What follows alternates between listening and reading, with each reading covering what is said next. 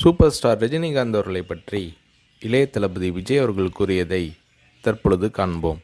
சின்ன வயசுலிருந்தே நான் ரஜினி ரசிகன். வாரத்தில் 4 நாள் ஸ்கூலுக்கு போனால் 3 நாள் ரஜினி படம் பார்த்துட்ருப்பேன். எனக்கு 5 வயசாகி இருக்கிறப்ப ரஜினி சாரோட அன்புக்கு நான் அடிமை படம் ரிலீஸ் ஆச்சு. எப்படியாவது படம் பார்த்துடணும்னு ஆசை. ஆனால் ஸ்கூலுக்கு கட்டடிச்சிட்டு போகிற வயசு அல்ல அது. அதனால் நான் என்ன பண்ணினேன்னா, அப்பா ஷூட்டிங்க்கு போன உடனே எங்கள் அம்மா கிட்ட ரொம்ப அடம் பிடிச்சி மேட்னி ஷோவுக்கு போயிட்டேன். மேட்னி ஷோ பார்த்துட்டு வெளியே வந்ததும் திரும்பவும் ஈவினிங் ஷோ பார்க்கணும்னு அடம் பிடித்தேன். ஒரு போடு போட்டு வீட்டுக்கு கூட்டி வந்து விட்டாங்க. அங்கிருந்து நேரே சுரேந்திர மாமா வீட்டுக்கு போனேன். அவருக்கு நான் செல்ல பிள்ளை. என்னடா திடீர்னு வந்திருக்கேன்னு கேட்டார். அன்புக்கு நான் அடிமை படம் பார்க்கணும்னு சொன்னேன். என்னடா திடீர்னு வந்து சொல்கிறானாரு. இல்லை, கண்டிப்பாக போகணும்னு சொன்னேன். சரி வா, அம்மா கிட்ட போய் சொல்லிட்டு போகலாம்னாரு. இல்லை, அம்மா கிட்ட சொன்னால் திட்டுவாங்க.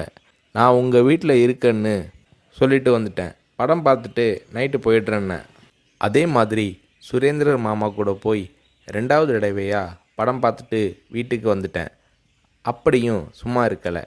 ஷூட்டிங் முடிஞ்சிட்டு 9 மணிக்கு அப்பா வந்தார். வாடா சாப்பிடலாம்னாரு. எனக்கு பசி இல்லைன்னு முகத்தை திருப்பிக்கிட்டேன். கோபமாக இருக்கிற மாதிரி நடிப்பு காட்டினேன். இல்லை, சாப்பிட்டு தான் ஆகணும். உன் ப்ராப்ளம் என்னன்னு சொல்லுனாரு. அன்புக்கு நான் அடிமைக்கு கூட்டிகிட்டு போனால் சாப்பிட்றேன்னு சொன்னேன்.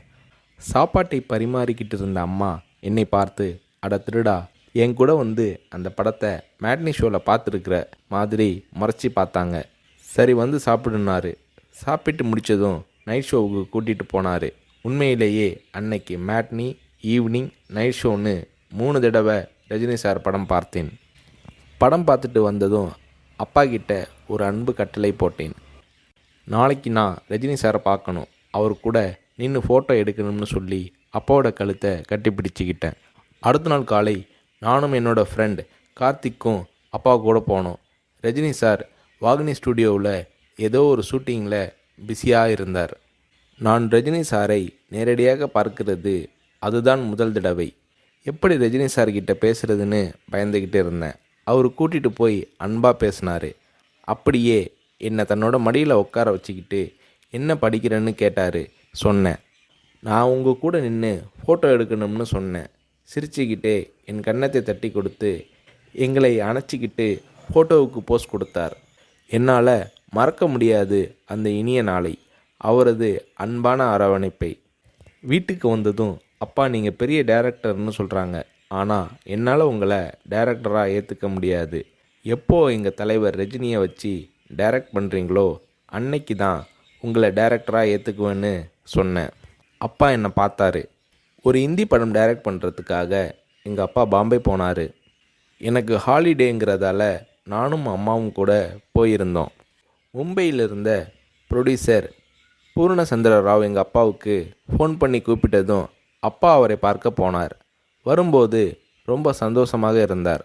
ஹோட்டலுக்கு வந்ததும் என்னை கூப்பிட்டு, விஜய், நான் டைரக்டர் ஆயிட்டேனாரு. ரஜினி சாரை நடிக்க வச்சு டைரக்ட் பண்ண போகிறேன்னாரு. அந்த படம் தான் நான் சிகப்பு மனிதன். நீங்கள் நம்புறீங்களோ இல்லையோ, அந்த படத்தை நான் 17 தடவை பார்த்தேன். நடிக்கணும்னு ஆசைப்படுறியே, உனக்கு நடிப்பை பற்றி என்ன தெரியும்னு எங்கள் அப்பா கேட்டதும் உடனே அப்போதே ஒரு சீன் நடித்து காட்டினேன். அது என்ன சீன் தெரியுமா? அண்ணாமலை படத்தில் ரஜினி சார் பேசிய பெரிய டைலாக் சீன். நான் ரஜினி ரசிகனாக இருந்ததால் அவரோட பல வசனங்களை மனப்பாடம் பண்ணி வச்சுருந்தேன். அதில் ஒரு வசனம்தான் எனக்கு உதவியது. ரஜினி சார் சரத்பாபுவை பார்த்து தொடையில் தட்டிக்கிட்டு கோபமாக பேசுவாரே, அந்த வசனத்தை நான் பேசி நடிக்கிறத கொஞ்ச நேரம் அப்படியே கூர்ந்து கவனிச்ச எங்கள் அப்பா என்னை பக்கத்தில் கூப்பிட்டு, நாளைக்கு உனக்கு மேக்கப் டெஸ்ட் எடுக்கிறேன்னாரு. அவர் அந்த வார்த்தைகளை சொல்லி கை குலுக்கியதும் எனக்கு சிறகு முளைச்சி ஆகாயத்தில் பறக்கிற மாதிரி எல்லையில்லாத மகிழ்ச்சி பொங்கியது என்று நடிகர் ரஜினி அவர்களை பற்றி இளைய தளபதி விஜய் அவர்கள் கூறுகிறார்.